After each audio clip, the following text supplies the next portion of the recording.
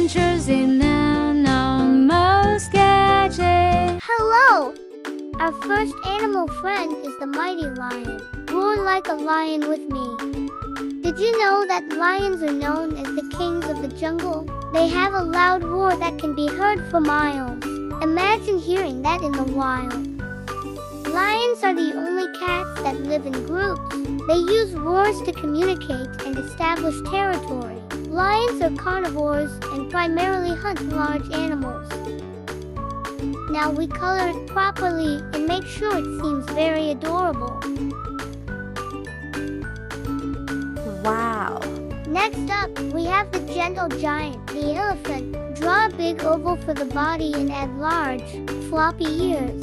Elephants use their trunks for many things. Let's give our elephant a long, curvy trunk.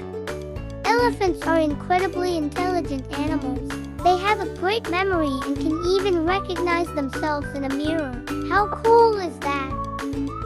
Everyone, I hope you enjoyed sketching these amazing animals with us. Remember, there are countless creatures out there waiting to be drawn. Keep practicing and exploring your artistic talents.